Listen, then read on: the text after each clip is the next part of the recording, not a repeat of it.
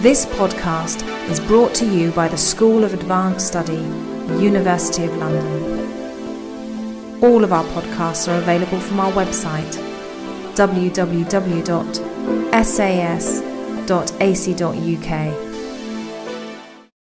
Today's keynote address, and it's a great pleasure to welcome our keynote speaker, Professor Lawrence Freedman, who basically is anywhere within the University of London and beyond, shouldn't need any introduction, but I'll give a tiny introduction anyway. The list, I was handed a list of publications. Apparently the printer ran out midway through, so it's a demonstration of what an immensely rich scholarly past. I suppose the most directly relevant thing for this was the book on Kennedy's Walls, which means that this is a presidency, and this is a president you've engaged with in the past. But I'm fascinated to hear what you have to tell us today, so I'll hand straight over to you. Okay, can you hear me all right, sitting down here? I've got a bit of a cold, so I may not be quite as mellifluous as I would normally do. Well, thank you for mentioning Kennedy's Walls. I apologise, I'm going to draw quite a lot on that and what I want to say. I'm also going to do the other academic thing of give a plug for a book that's coming out later, which isn't particularly, Kennedy gets mentioned in it, but isn't particularly on Kennedy. It's a history of strategy, which is why I wanted to use the occasion to bring these sort of two interests together and think of Kennedy as a strategist. I had a bit of the Berlin conversation before, and I think some of the comments were made there will fit in. I didn't obviously hear the Viet Nam one, and I'll go a bit into Viet Nam as well. So I apologise if I'm repeating things that others have said. Let me get the plug out of the way first.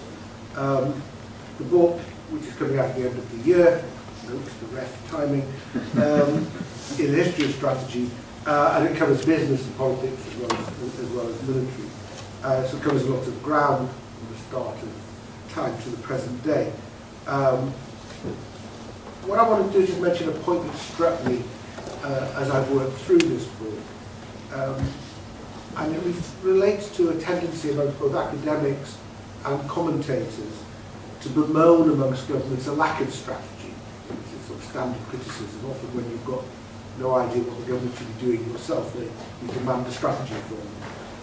And I'm coming more and more to the view that this conclusion is unfair, partly because I think when people have a strategy in mind, they believe it's governed by ends, what you're actually trying to achieve in the end. Set an objective and then you find the means by which it can be reached. Yet in practice, however important it is to have some sense of where you're trying to get to, strategy is about solving problems that you're facing at the time. It's about getting from one stage to another. And the next stage should be one, basically, where you're better off than you would have been if you didn't have a strategy. So, to use a word that I heard at the end of the Berlin session, strategy should be pragmatic in paying attention to consequences starting from where you are at the moment rather than working back from where you would like to be. It's also about independent decision making. So it's not only about your plans, but also about the plans of others, allies as well as enemies, and if you anticipate their moves incorrectly, then your own plans may well fail, and you'll need to adjust. My favourite line, people normally quote Motka. At this point I tend to quote Mike Tyson. Everybody's got a plan until they get punched in the throat. So strategy is about the interaction between ends and means, which result in ends having to be scaled back or changed completely in an opportunistic manner as forms of response to a developing situation. The best strategists may be able to think more stages ahead than others, can think more moves ahead than others, than those that get bogged down in the short term. But they'll also find that the ultimate goal is never reached, because political life is about moving from one situation to another, from winning an election to forming a government, from prevailing in war to sorting out the peace. I mention all this because actually my ideas on this were shaped by the study I made of Kennedy, basically in the late 90s. But also, I have to say, it doesn't seem to me irrelevant, even when I've looked at the foreign policies of so-called conviction politicians like Thatcher and Blair. By and large, they often don't begin with the strategy that in the end makes them famous. They start somewhere else, and then eventually they come to something that seems to be working. Anyway, Kennedy's own approach to strategy was certainly very pragmatic. Indeed, his administration almost reinvented the word for contemporary politics. I mean, many of you, some of you maybe as older as I am, and can remember Harold Wilson using the word in the mid-60s to demonstrate just how Kennedy-like he really was. It didn't quite work, but that was part of the objective. I think there's also a resemblance to Obama in this, not in the ways it's often discussed in terms of charisma and liberal oratory, but in a political style that generally tries to keep options open rather than closing them off. The big difference was that whereas Kennedy's and Obama's first terms were about creating conditions for a more activist second term, only Obama has got the chance to see this basic aspect of a presidential strategy through. Now, they're obviously moving on to how this works, particularly with Kennedy. There's obviously the two schools of thought about Kennedy. We're still basically recovering from the memoirs of his two great liberal aides, Sorensen and Schlesinger, who projected him as a great and wise leader, potentially one of the most gifted modern presidents, who have the appropriate balance of resolve and restraint. And the sort of the idealized version of Kennedy was bound to be challenged, but that led to sort of a counter-reaction that argued that his finest hours were over Berlin and Cuba, also blamed, he was to blame for creating the crises which led to those finest hours. And he was also blamed for allowing the drift to the Viet Nam War getting pace. So Kennedy had his chance, as Thomas Patterson put it, to introduce a more enlightened American foreign policy. He failed. Inevitably, I mean, I have a more positive view of Kennedy than that. Though, as I've indicated, I don't think it was imperfect. So my starting point is the not surprising observation that Kennedy's approach to grand strategy flowed from his approach to partisan politics. Flexible response was the natural creed of the pragmatist, but it also made sense as a way of identifying a way to manage the twin pressures that all Cold War presidents confronted, avoiding charges of appeasing communism on the one hand and of a rash rush towards war on the other, finding a path between the twin dangers that haunted all of them: suicidal surrender, Holocaust or humiliation, red or dead. And like most presidents, pragmatists, Kennedy could appear overly tactical, with an unerring instinct for the centre ground, whichever constituency he was seeking to address. He developed a distinctive image while giving minimum effects during his rise in the 1950s. He was constantly recalculating power relationships. This was almost second nature. And he applied what seemed to be broad rules to almost any situation. Avoid getting boxed into a corner, keep options open for as long as possible, maintain lines of communication to opponents as well as to friends. Well, even if there's a time where you have to strike, think hard about consequences. So the model for crisis management that Kennedy came to represent, especially after the missile crisis, was in fact an extension of sound politics, sound tactics, and domestic politics that being played out on the international stage. And I think it's particularly important because Kennedy's had a fascination with the problems of a democratic politician facing testing international conditions. He pondered the nature of political leadership more than most of his fellow professionals. It was a theme of his two books, Why England Slept and Profiles in Courage. The first of these, published in 1940 when he was only 23, was a best-selling version of his senior thesis at Harvard, but it drew on the time spent with his notorious father, then a not very helpful ambassador in London. Its importance lay in distancing itself from his father's views. He was not an agrees in himself, and in its call to arms. But it's also interesting as a treatise on the problems democratic politicians can face, because his view was that Munich was not so much a failure of will as the natural consequence of a failure to make military preparations. It was not that Chamberlain's stance at the time was unreasonable. It was this government had failed to provide him with a range of options that would allow him to take a different stance, and Hitler could see that. The Pulitzer Prize winning Profiles in Courage, which obviously you know owed a lot to Sorensen, published in 1956, was a light collection of essays on leading American political figures.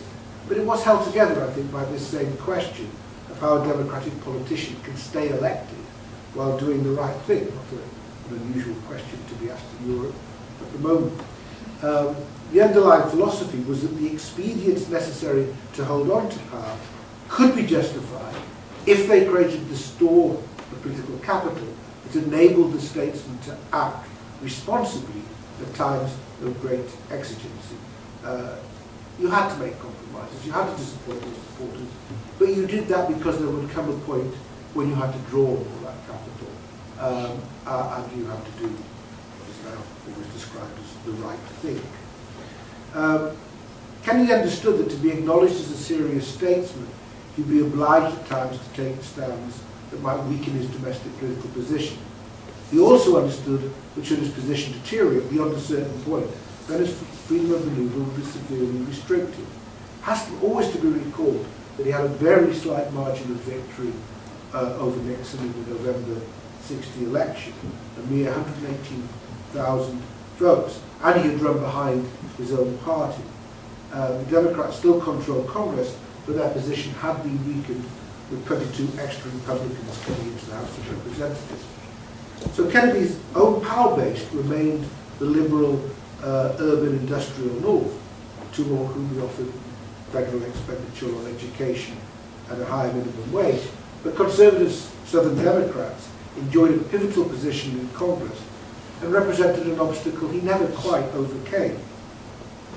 It led him to equivocate initially on long-promised and much-needed civil rights legislation for black Americans. To anxious supporters, he did promise that his first term in office was laying the foundations for a more courageous second. The fragility of his position was a dominant political fact of his presidency. It influenced every move. He worried about the effect of political courses of action on the national and in particular on the congressional balance of power between Republicans and Democrats, as well as his own standing with the American people. He was always asking himself what the political marketplace would bear. How easy would it be to sell particular courses of action to the American people? He was notoriously sensitive to press comment and would go to great lengths to influence the media's coverage of his administration and his policies. His starting point for a policy discussion was often a comment on the morning newspapers, and he went out of his way to cultivate the leading columnists of his time: Walter Lippmann, James Rostand, Joe Alsop. Now, academics often find such behaviour reprehensible, but I'm not so sure. We think academics should probably be listened to more carefully than the tabloids.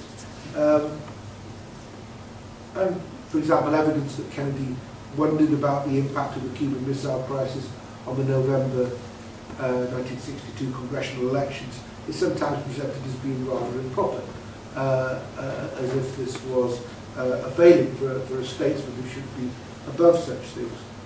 But it seems to me that if you look at Kennedy, and I think it's particularly true of Vietnam, sensitivity to popular opinion provided an invaluable filter through which to assess alternative views.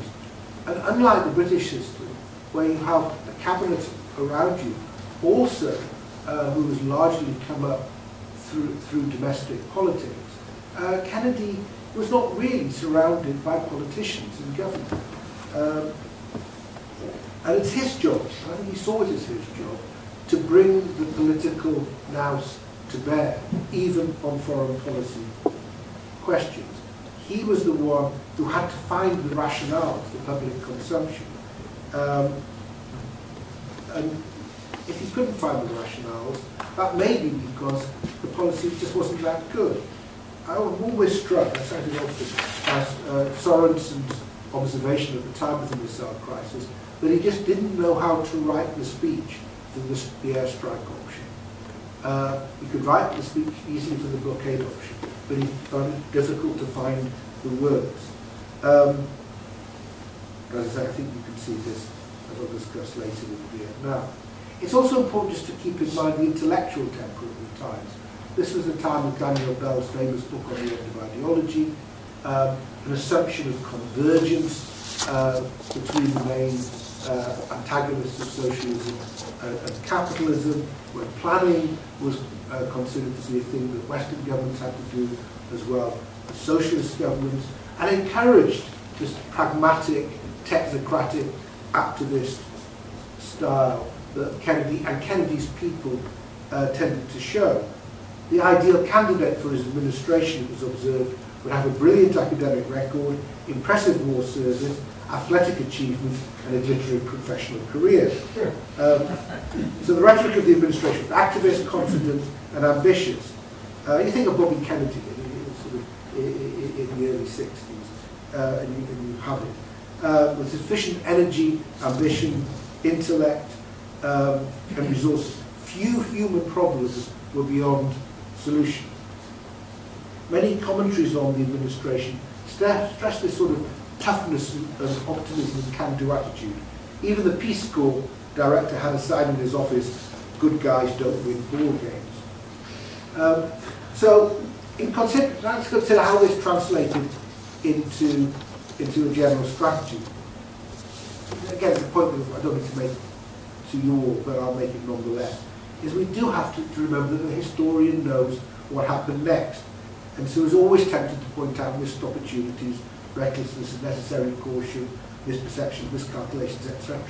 So we know now that Kennedy never got a chance in the second term, that Vietnam turned into a cruel and tragic war, that Castro survived the tenures, I think at the last count 8, another 8 American presidents, and has yet to renounce the revolution, even though handing over to his brother. That the Cold War was not only survived, but concluded with communism discredited, and as an economic system as much as a political creed. So it can now be very hard to recall that Soviet communism did offer a serious ideological competitor, especially at this time. I think one of the things that happened over the Kennedy years was that the shine came off the Soviet project. But at the start of it, it was still seen to be a serious economic as well as ideological competitor, as well as a fearful military threat. So it's tempting to suppose that what now appears as blatantly self-serving and ideological language on the Western side was always recognised as such and barely taken seriously by those who spoke it. And the worldviews of the past are very easy to caricature, without noting that they were rarely held unconditionally or without irony, and that there were wide variations in belief. So Kennedy was a product of his time in his attitudes and assumptions, with a keen sense of the fragility of his own political base, in his caution and his preoccupation, to the point of obsession with media depictions of his presidency and policies. When it came to the fundamental issues of foreign policy, his strategy was dominated by determination to avoid the nuclear cataclysm that he feared above all else, but without giving ground in the Cold War. He gave active consideration to large-scale conventional military operations and thought hard about the danger in all cases of escalation to nuclear exchanges, as if he'd been picked by history to decide on whether the Western way of life should either be abandoned or sacrificed. He prided himself on knowledge of foreign policy and had taken some brave stances as senator, but there had been no opportunity to demonstrate any executive competence, let alone an ability to cope with crises. The youth that made him an attractive candidate also marked him out as an inexperienced statesman, and in the first months of 1961, it was this inexperience which seemed to count for most, especially when taking over from Eisenhower, who'd been a real war leader and a distinguished president. Kennedy was a lowly lieutenant following a supreme commander. His own experience of war and a Brezhnev's death had left him alert to the pain of the battle. He had, I think, a frontliner's suspicion of headquarters bombast and a sceptical view of the judgment of senior commanders.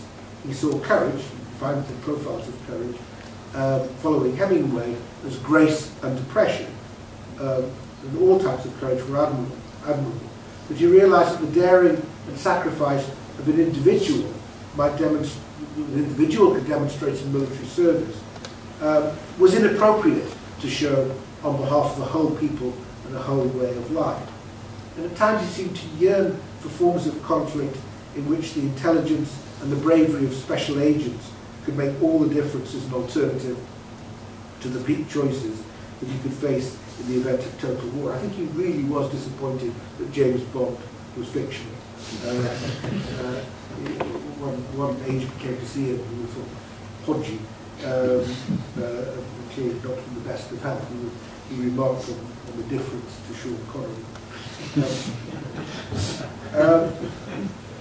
So it's probably because he recoiled at the prospect of major conflict, as well as a politician's natural caution, but his actions in government were often more tentative and non-committal than his activist rhetoric implied. His policies often denied the necessity for choice, insisting that it was possible to promise peace and prepare for war at the same time, to talk tough and display compassion, to point to a glittering future while warning of the dangers of impatience. And all this caution was reinforced by the early setbacks, and in particular the Bay of Pigs, because that underscored how bold initiatives could soon appear as crazy gambles, and how the most assured advice might be little more than special pleading. Before completing 3 months in office, Kennedy approved an attempt to overthrow Castro's regime, as you all know, by sponsoring the rebel invasion of Cuba at the Bay of Pigs. It turned into a calamitous and humiliating fiasco, leaving almost 1,400 men killed or captured, and supporters at home and abroad astonished and disappointed. And the first question Kennedy asked himself was, how could I have been so stupid? It was a brilliant question. He'd taken at face value assurances that so many men could be landed into Cuba with sufficient mystery that their endeavour could not be blamed on Washington, that with sufficient stealth they could not be blocked on the shore, with sufficient noise that they could nonetheless still spark an uprising in Cuba, and with sufficient flexibility that they could take to the hills and conduct guerrilla operations if need be. Most of all, it goes back to the special agent syndrome, he didn't understand the meaning of covert. He thought covert meant secret. What covert meant was that the CIA was in charge rather than the military. The plan was driven by the CIA and barely monitored by military officers on the mistaken assumption that in the end Kennedy would reverse himself and authorise a direct American intervention. Two advisors from outside the inner circle who had an inkling of what was being planned all instinctively saw disaster in the making, but few anticipated the sheer incompetence of the actual operation, and most kept their reservations to themselves. Politically, it left Kennedy fearful of appearing weak again, yet he was thereafter suspicious of advisors arguing for early and vigorous military action without having thought it through. One of the reasons for the Bay of Pigs, and I think relevant to most other things that he was doing, was the belief that was evident in his pre-election foreign policy pronouncements that the United States had to be alive to what was going on, what was now called the Third World, where it seemed that there was a competition underway between state socialism and liberal capitalism. And even though America's closest allies might be part of colonialism, that was part of the problem. They'd taken a brave stance on Algerian efforts to gain independence from France, and he was also hostile to the idea, unlike the Eisenhower administration, of neutrality for third world countries. Although he suspected with some justice that some of the new leaders who proclaimed neutrality were communists in all but name.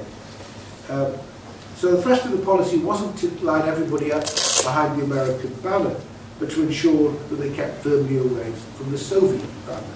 He didn't quite carry this third world bias into his administration, I think in part because his keenest advocates were problematic to him, notably Adlai Stevenson and Chester Bowles. Stevenson's political style was explicitly idealistic, visionary, in crusading, in sharp contrast to Kennedy's preference for the sceptical, cool, and analytical. Stevenson's flow of words had a soft centre, short on detail, exasperating those who tried to pin him down. And it was the conservative old guard, led by Dean Acheson, who were able to exert a greater influence on appointments, and even though the two men didn't get on quite a bit of the early policy. With his network of international contacts, formidable intellect, and intense commitment to the policy framework of containment, Acheson was not a man Kennedy could ignore, in spite of his difficult character. Acheson was deeply resented by the liberal wing of the party and by the numerous victims of his arrogant disdain for those whose wit, style, and opinions didn't match his own. Stevenson was a special target for Acheson's scorn, a third-rate mind which he can't make up. That's a great example. With Kennedy, when Kennedy asked Acheson to call him Jack, he said, "I will call you president out of respect for the office, if not the man." The moderate realists, who would steadily become more influential through the administration, initially only squeezed in to more marginal positions. The best example, I think, is Avril Harriman, who Kennedy considered to be rather unfashionably old, and he made him an ambassador at large on condition that he purchased a hearing aid. And Harriman, whose life only seemed to have meaning if he could get close to power, took on almost any job, so long as he got a chance to prove his worth, and he did. And eventually Kennedy came to appreciate Harriman's substantial political and diplomatic talents. While the Acheson wing of the party dominated the foreign policy apparatus to encourage a strong European focus, which was reinforced by them. It's important to remember, that George Bundy had edited collections of Acheson's speeches. Rusk was one of his acolytes. I mean, Acheson was a very strong figure. Kennedy was still uncomfortable with their agenda. He was always wary of over-reliance on deterrence, and that was why he did attach such importance to developing tailored responses to what he called in his election campaign Sputnik diplomacy, limited brushfire wars, indirect, non-overt aggression, intimidation and subversion, internal revolution. Against these threats, nuclear weapons were useless, for each individual incident was too small to justify massive retaliation. And this led to his argument for greater military preparedness, which politically was not quite a useful stance to adopt. His view of force was never determined by the requirements of victory in war should diplomacy fail. Based on his analysis of appeasement, he believed that military strength was the only basis for a constructive diplomacy, and thus the avoidance of war. We like to quote Churchill on this is on other issues, the arm to parley. His instinct, though, was always to parley rather than to fight. The consequences of any war, even with every determination to respect limits, were incalculable. Escalation could happen despite the beliefs of the belligerents that they knew what they were doing and had everything under control. This fear of even a skirmish getting out of hand stemmed, according to one of his biographers, from a course on the origins of World War I at Harvard, later reinforced by reading of Barbara Tuchman's Guns of August. A favourite Kennedy word was miscalculation, famously at the Vienna summit. Khrushchev chided him for keep on using this word, miscalculation, because obviously somebody following scientific socialism could not possibly miscalculate. But Kennedy took it seriously. He also tried, even with Khrushchev, to view the world from the adversary's perspective, try to deal with it, and not just as an implacable, single-minded foe, with whom no common ground could be formed. He looked to see whether communication and cooperation was possible.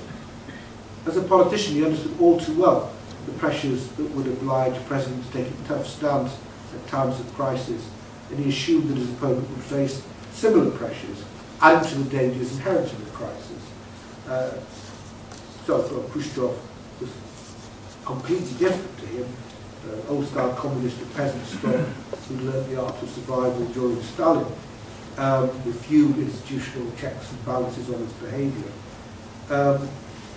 He tried to think how he would be dealing with his own generals, and I think he was caught off guard, in part because he never quite understood Khrushchev's own political style. Just as another note on the importance of Kennedy thinking of issues as a politician is the Nassau summit of '62, where the advice was not to give Britain what it wanted with Polaris, but he saw Macmillan as a fellow politician who'd been good to him in a fix.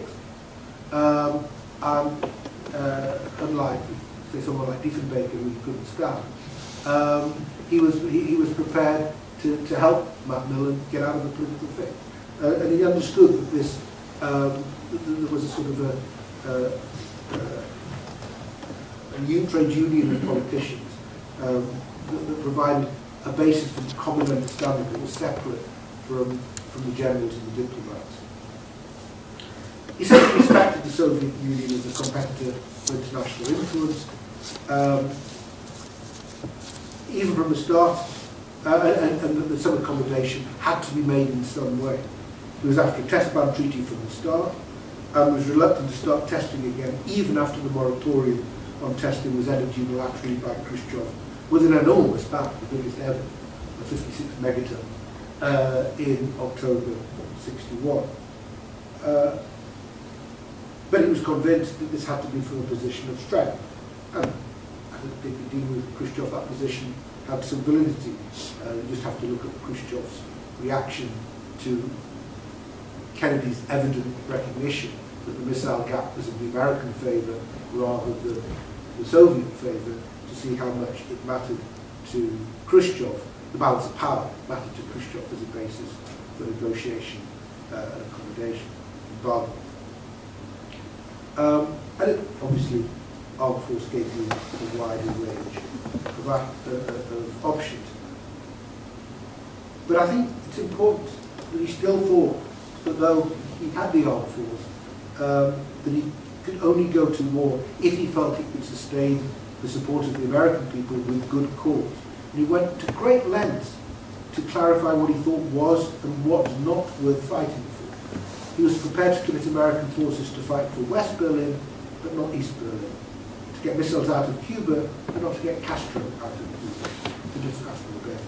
To defend Taiwan, but not liberate China. In these cases, the clarity helped in the resolution of the crisis, and one reason for his reluctance to send troops to South Vietnam was the belief that the unappealing nature of Diem's regime and the nature of the conflict had all the makings of an unpopular war. It's important to keep in mind that on this issue he was on the left of his own administration. In the famous sort of November 1961 discussion of the Taylor-Rostow report, he was the one arguing for caution and for not taking the bolder action that others were trying to argue for. And again, it comes back to assessing what he thought the political marketplace would bear. And even when he accepted the need for fighting, his instinct was to avoid combat roles for American forces. So he did authorize the invasion of Cuba by a rebel brigade in April '61, and he refused, against the expectations of those who brought along with this, to allow American forces to be involved directly. It's an interesting question as to what would have happened if, as the admirals and generals expected, the shambles on the Bay of Pigs had been followed by full-scale American military action. Indeed, whether Castro would have been there. But that was not what he was going to do. Even as he made conspicuous military moves in expectation of imminent conflict, as in Berlin in the summer of '61 and Cuba in the fall of '62, he was looking for diplomatic escape routes. He stepped up support for the South Vietnamese government in the fight against the communist insurgency, but sought to restrict American forces to an advisory role. He was always ready to communicate with his adversaries and search for acceptable compromises. In the cases of Berlin, the Cuban Missile Crisis, and Laos, he was prepared to circumvent the concerns of allies in order to defuse a developing crisis. He authorised formal talks with Cuba and North Vietnam.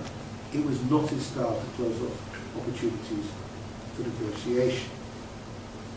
This tendency to keep open options had a less attractive side in his readiness to approve undercover activities, both military and diplomatic, in the belief that the political costs associated with more overt actions could be avoided. The most egregious examples of this were with Cuba, but you can add to this the support of the neo-tribalism in Laos and South Vietnamese operations against the North. Or for that matter, the readiness to allow American advisors in Vietnam to get involved in combat so long as this was deniable.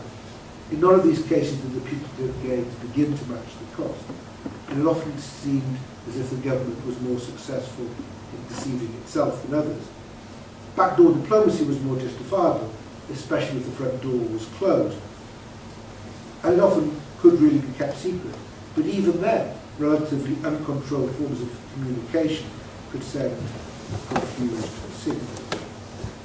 His large project was to consolidate what Khrushchev called peaceful coexistence in such a way that it would be acceptable to the American people and his allies. He didn't expect to be able to roll back communism, but nor did he intend to preside over its expansion. It was one thing to envisage two great alliances from ideological blocks to exist in some mutual understanding, but agreements at the top had to work their way down to every spot where a serious ideological confrontation would develop. Ideological civil wars, fought in the name of the Cold War, often drew upon a range of social, economic, and religious cleavages, as well as personal rivalries.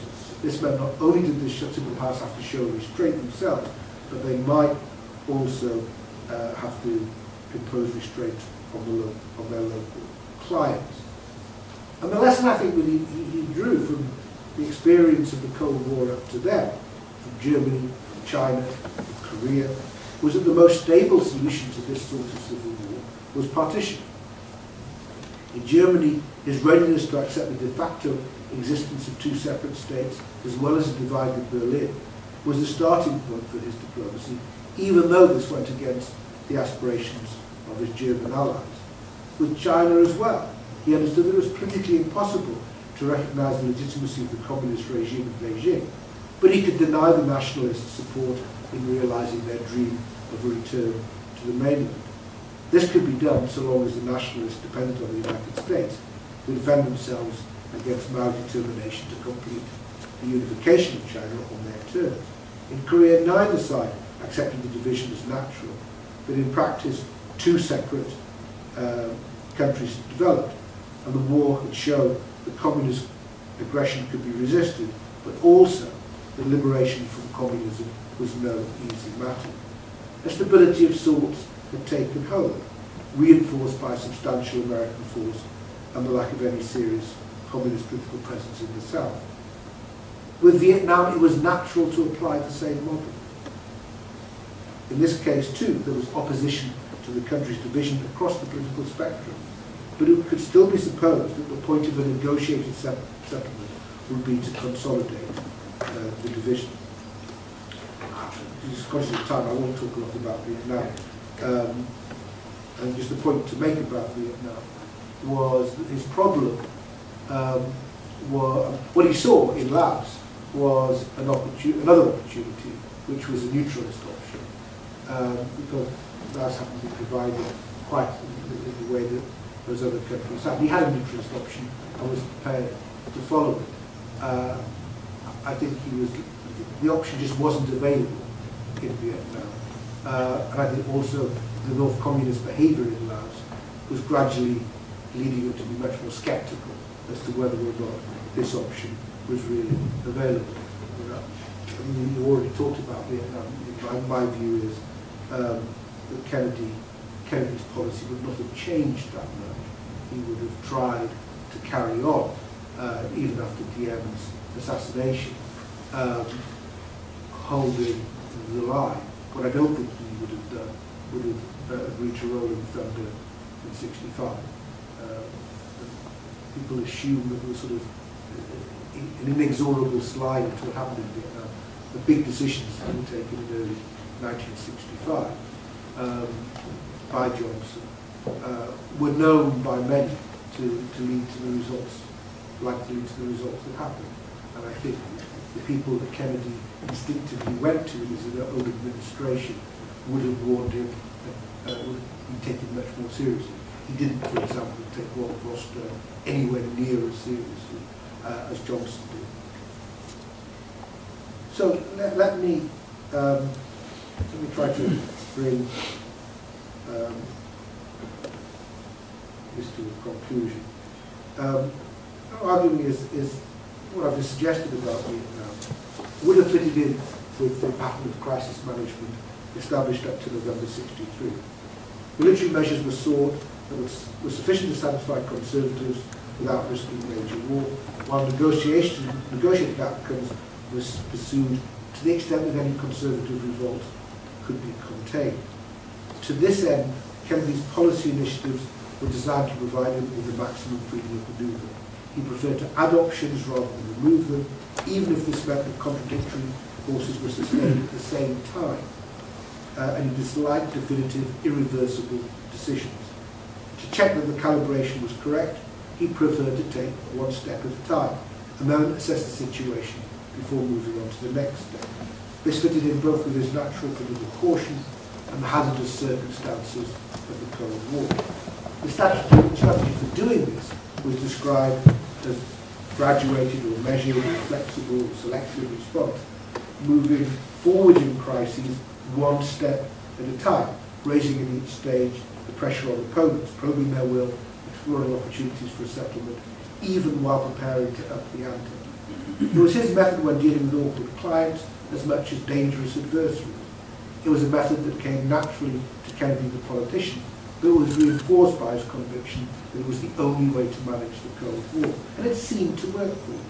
His experience of successive crises encouraged this approach to the point where it moved from a predisposition to something of a dogma. And there it remained in the US government, and even in NATO, where its influence could be felt long after Kennedy's death. It's by no means evident that graduated response worked except as a means of demonstrating commitment from the start of the crisis, while leaving the way open to diplomacy. In practice, the governing factor was normally the clarity of the immediate political objectives and their attainability, rather than the quality of successive military moves. A lot of escalation was considered, but under Kennedy at least, not much was practiced. The first military steps normally produced results that satisfied him, and as Khrushchev, the normal target, may have feared that Kennedy could lose control of his government to the militarists, it sort of worked. And it was this perception that helped diffuse Berlin and Cuba. Where I think Kennedy's strategic vision let him down was in developing an approach to the conduct of the Cold War in the Third World. The basic problem, which he had tried to avoid while a senator, was in exaggerating the importance of the Cold War to the upheavals that accompanied the end of the decline and termination of the old empires.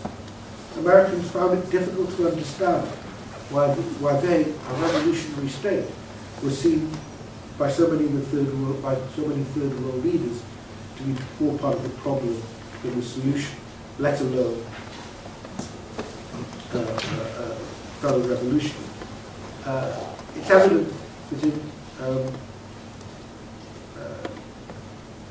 Kennedy's effort to establish a new strategy for the Third World could chalk up some successes in its more positive aspects, for example the Peace Corps, but not in its military aspects. There were quieter successes away from Cuba and Vietnam, but there was no escaping the noisy failings in these two countries. And part of the problem lay in an exaggerated view of the extent to which communist insurgencies were controlled from Moscow. From the start, he was trying to find a way of consolidating peaceful coexistence. And in the end, he made a sort of breakthrough at this level. But the corollary of that approach was that he had no basis for understanding and dealing with other independent centres of communist power, whether in Havana, Beijing, or Hanoi. By 1963, he was starting to appreciate that these conflicts could not be dealt with by means of great power bargaining. He tried to deal with Laos by way of a bargain with Khrushchev and also then Viet Nam. But by then, a lot of ground had to be made up. And that was not the only way in which Kennedy exaggerated the Soviet position. He entered office still believing that Soviet military strength was growing and that its economy could sustain this growth for the indefinite future. On this basis, he initially took Khrushchev's bluster seriously. It took until, again, 1963 for him to get the measure of Khrushchev and start to appreciate the severity of his opponent's problems in agriculture, economics, and alliance management.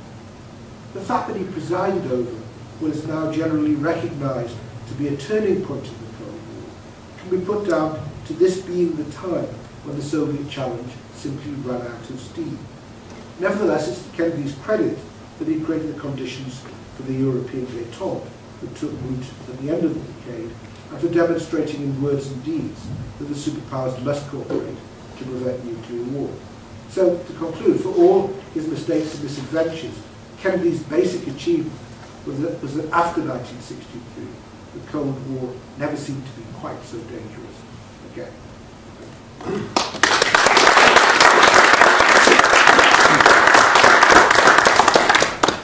Many thanks for a very rich overview of Kennedy's strategy and foreign policy. Can I start sort of the Q&A session? This time around, unlike the Europe panel, we do have some time left for discussion, thankfully. But can I start things off by perhaps asking, sort of picking you up on one of the points you were making towards the end, namely about the failure to understand the extent to which many of the third world communist challenges were actually not directed by Moscow. Doesn't this also fit with some of the problems he had in terms of alliance management towards his Western partners, to suggest that, in a way, Kennedy had a very, very bipolar view of the Cold War? So this is very much a conflict of two blocs, each of which should be and are controlled from the centre, and dialogue with the other head, with Moscow, is vital.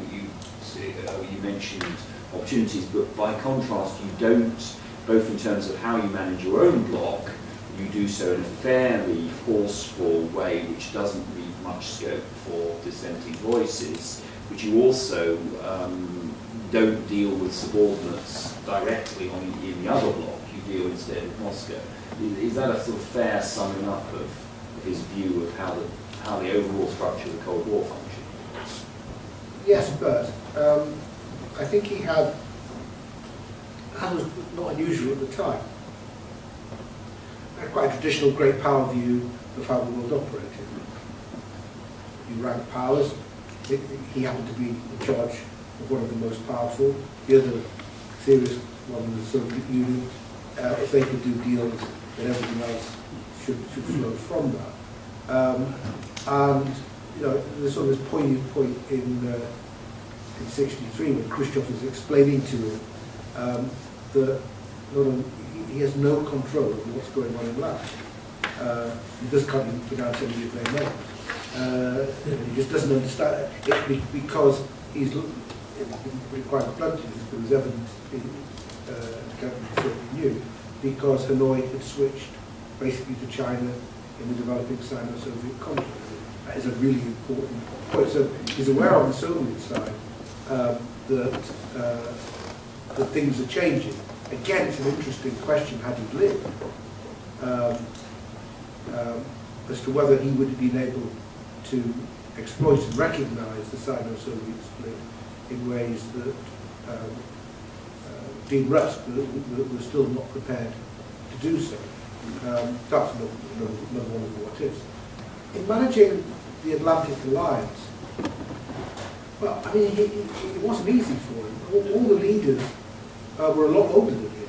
Remember, you know, this is the man in his 40s who's who's dealing with Kennedy, Adenauer, and de Gaulle. none of them spring chickens. And Macmillan, I think, cleverly sort of tried to play sort of vocal. And I think Kennedy did take Macmillan's views quite seriously, including on Berlin, because Kennedy was the voice of caution there, whereas Adenauer was urging a stronger stance.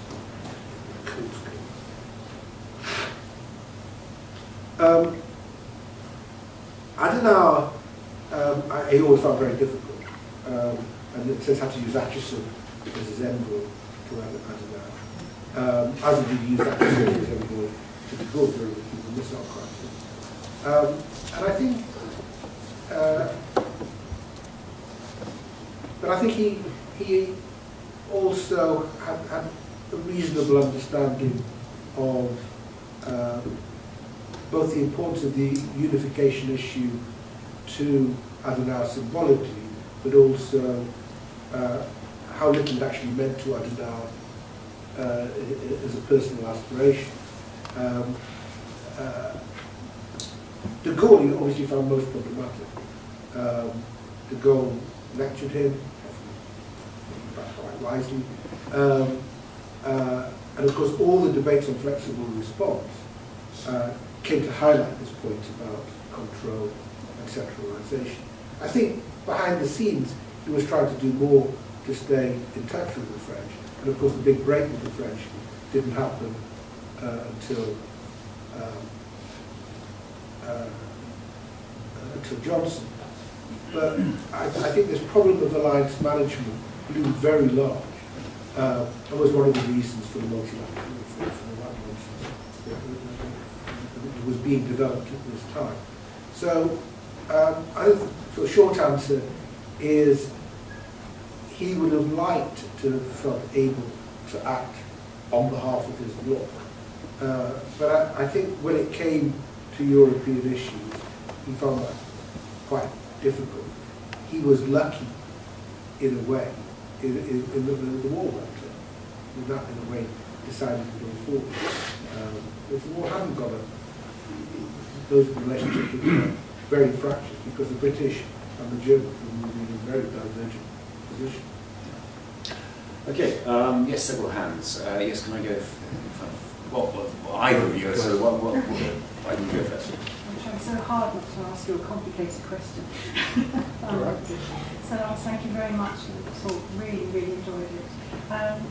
So I'm going to sort of do what historians often do, which is to say, you know, we've got one person here and another person here. How do they compare and contrast? So, do you think Obama can or has learned anything from JFK, especially with regard to North Korea and Iran and the aggression that's going on at the moment? You were talking about this graduated response, and I found that quite fascinating. And it occurred to me that possibly Obama may not be so empathetic towards his adversaries as JFK. And so therefore it might be more difficult for him to see a way of solving some of these issues. That's the question. Thank you. Okay, should we collect a number and then, okay, so yes. This is sort of a continuation of a discussion we were having in the other panel, the other morning panel about Vietnam. I agree with you that temperamentally it's very difficult to see Kennedy doing what Johnson did, escalating as Johnson did with Rolling Thunder and sending in so many troops. And obviously we don't know what Kennedy would have done. I think, I could be wrong in thinking this, but I think the one thing that we absolutely know that Kennedy would have faced for certain is that South Vietnam, the security situation in South Vietnam, the political situation in South Vietnam would have continued to deteriorate. And therefore that at some point Kennedy would have been faced, maybe not in March or July of '65, but at some point would have been faced with the choice: we either go in, we either escalate drastically, or we get out. Maybe he would have faced it earlier, maybe he would have faced it later, but, and if I'm right about that he would have faced that choice, either go all in or get out, what would he have done? And so asking the question that way, I agree, Kennedy's very different from Johnson, but Johnson didn't want to go in. And Johnson did this very reluctantly, wanted to avoid Vietnam and that sort of thing. So if Kennedy was faced with that very stark choice, and he can't just keep fudging along, would he have really just picked up and pulled out? Okay, I've got several more hands. I suggest we take one more question in this round, and then we have another round afterwards. So, Caspar, I saw your hand. I actually wanted to ask about the missile gap and sort of the whole idea of arms race and producing new weapons. So, I mean, in some sense, the missile gap and the whole idea was sort of domestically motivated, and there was a domestic policy agenda in that sense. In what way do you think that, I mean, did you think that Kennedy actually sort of thought globally what his sort of domestic policies had of an effect on Khrushchev and on sort of the arms race? Because that's always the thing that I never really gone around to. Okay, so missile gap, Viet Nam, and North Korea. Obama and North Korea. Obama, yes. I think the Cuban missile model of crisis management has exercised an enormous influence. I mean, you just have to look at what was said at the time, especially before people knew the full story. This was the model, this was how you did it. And I don't think that's ever gone away. It remains something that all American, or most American presidents do understand. And even the more information that we get, I mean, that sort of reinforces the negotiating strategy. We know about the backdoor diplomacy and so on. We also know a bit more about how dangerous the situation was. But I think everything that we found out about Cuba since '62 shows just how much Kennedy didn't want war, and how far he was prepared to go not to have a war. So, including jeopardizing allied relations too. So that's one part of it. I think you know, this is still the archetype crisis, the one that everybody's still studying, and that has an influence.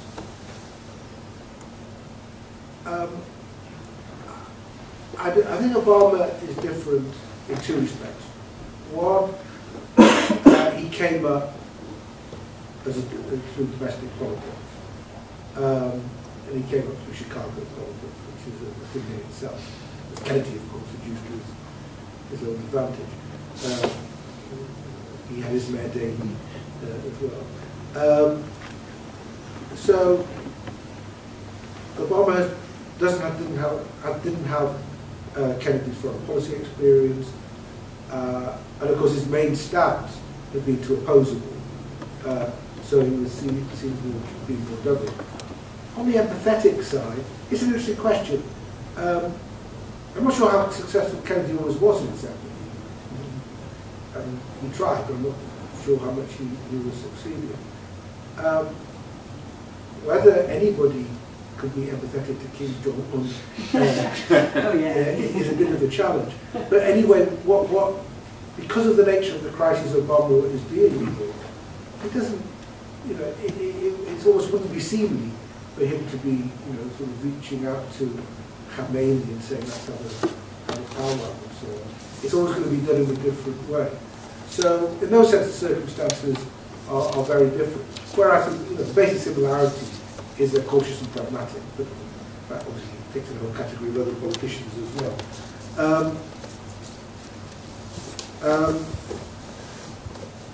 Viet Nam. It's a difficult one. It's important to go back to the reasons for the February '65 decision. Up to that point, the argument had been, which was a correct one, that there was no point in bombing the North, because all that would lead to was for the Viet Cong to step up their activity in the South, with which the prevailing regime would find it very difficult to cope, precisely because it was so weak. And then early in '65, Bundy, probably McNamara, but certainly Bundy, became convinced, with Rostow urging this on, that it was actually the other way around, that you couldn't, unless you took action against the war, you couldn't vote for the regime in the South. It was a flawed argument at the time. A lot of the people who knew Vietnam well said so, and exactly what they predicted happened. So I think that Kennedy would, I can imagine Kennedy putting in more advisors, doing the sort of things that are going on in Afghanistan, doing more training, providing more equipment, and so on, probably more covert operations. I suspect he would have tried to have more of a deal. But I don't think he would have done that. And then we're into rather complete speculation. I don't think Vietnam really registered as a priority for Kennedy. He didn't really spend much time on it until the last month of his presidency. He was much more preoccupied with Laos than Vietnam. Laos, as he called it, because he wouldn't go to war for a country called Laos.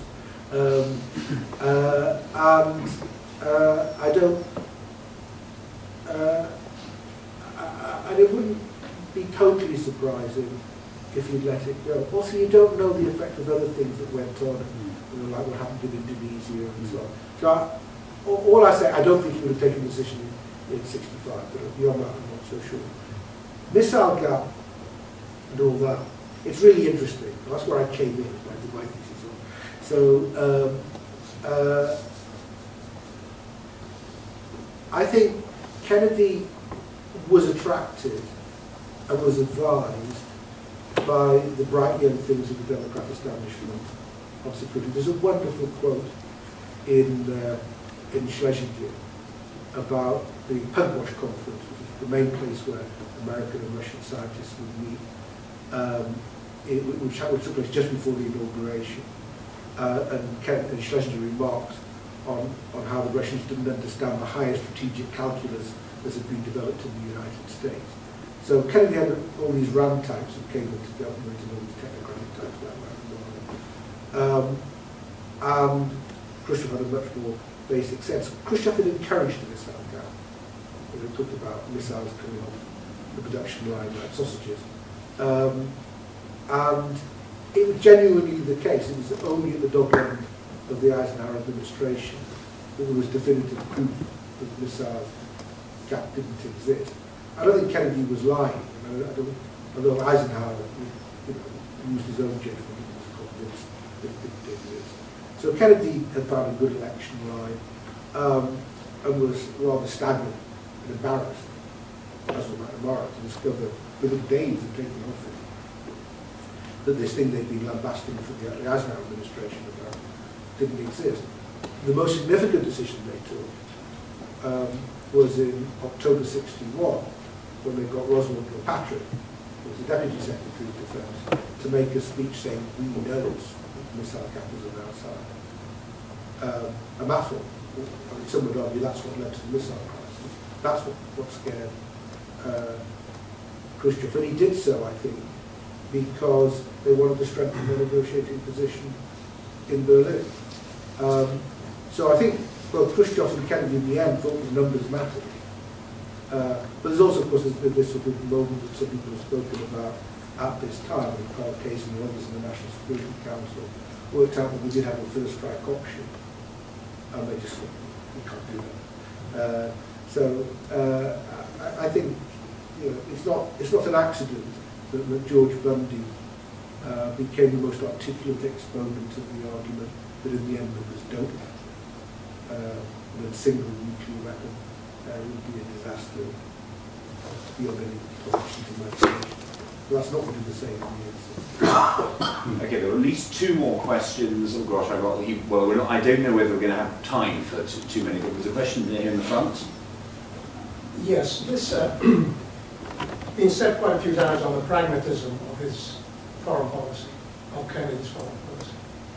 Now, pragmatism can slide into indecisiveness and certainly into postponing problems and into unclear for the administration, not knowing exactly. If you keep all your options open, you really don't know what to beef up, what to put aside, etc. Now, do you see, it was 3 years was too little to know if many of his indecisiveness, how would it have played out had he stayed in government? but it certainly seems to have prepared a very difficult scenario for the next president on a number of these things. So was it this pragmatism really such a good attribute for the American, for a country who's then the unquestioned world power? Okay, excellent. There was one at the back, I think, before.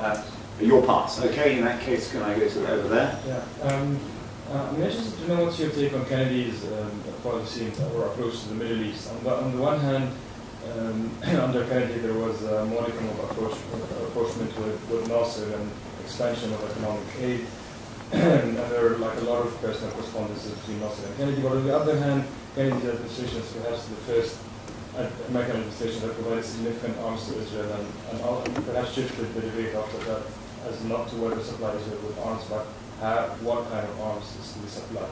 So what's Kennedy actually trying to do in the Middle East?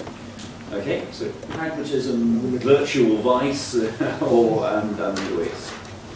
I mean, you're quite right about the problem with pragmatism. That's obviously played an important role in American intellectual history. And that was, reading James or Dewey or so on, it is about seeing every action as a bit of an experiment. But above all, thinking consequences.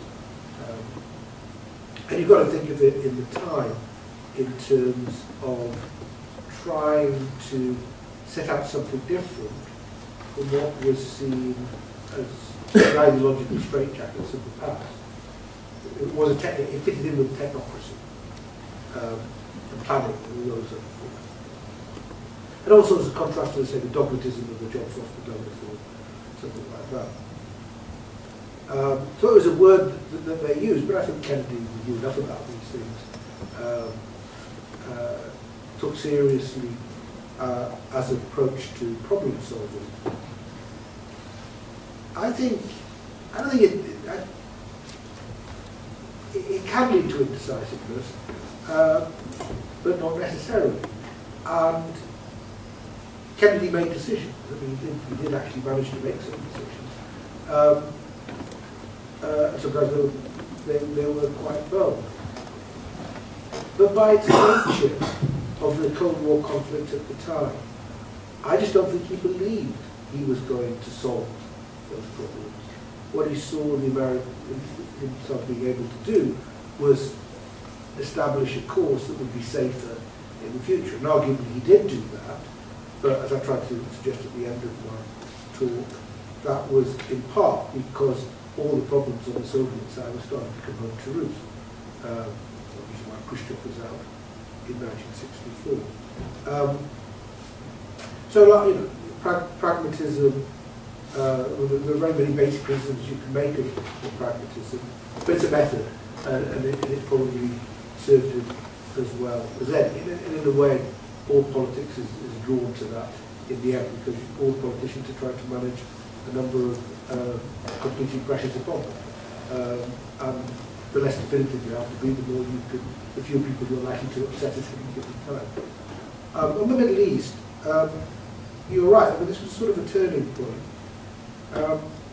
Again, people forget that Israel was not a high priority of certainly not the Eisenhower administration. The State Department view was not dissimilar to the Foreign Office view, and tended the whole sway. Arab countries were by and large more important. And Israel probably was able to look after itself anyway. And of course the main defender of Israel was France. So France was the one that was helped Israel become a nuclear power. I've forgotten, but that's the case. And of course that was the challenge that Kennedy saw with Israel, because it was at this time that the Dimona reactor was recognised to be pretty suspicious, and he had big arguments with Ben Gurion, or pressure on Ben Gurion to get access to this. And as you pointed out, here the weapons thing came in because the Eisenhower administration not sold weapons to the Israelis. The British and the French had, the Americans had. But it was seen as a leader. It basically was a leader as it stayed for much of the decade. It had something to do with Israel's nuclear process, as much as anything else. Now, you correctly note that he had tried to do a deal with Nasser. There was quite an active diplomacy vis-a-vis Nasser. And it actually lasted after Kennedy. Not an approach that appealed desperately to the French or the British, but one that he followed. It was Yemen, basically, that killed it off. It was the Egyptian involvement in Yemen. But under other circumstances, it might have got further. So Nasser had been seen, even when he first came to power, as a sort of the potentially forward-looking, technocratic, modern leader of the third world, as against all the old feudal monarchs and so on. So there hadn't, if Nasser had played his cards differently, he might have played a role, similar to a Tito or something like that. But he didn't. So that didn't come to anything. I think Kennedy political base was obviously going to be more supportive of Israel. The Republicans didn't get any Jewish votes, so Kennedy got lost, and key members of his administration and so on. But I think it was a different time. He was wary of Ben-Gurion's nuclear ambitions, but I don't think the issue of Israel's existence was an issue for him. It existed and it should be allowed to exist. So we don't have the question that we had after 67 of the territories and so on. And I think his view was basically Israel can cope. The question was whether can you get some deal. He tried to push Nasser in that direction. Had he lived, had there not been Yemen, who knows? But again, it's another one of these counterfactuals. Okay, well, I suspect there could be many more questions, but as we have reached 12:30 and that is the time scheduled for lunch, I suggest that we end there, if not before. I think once again, thank you, Professor Freedman, for that.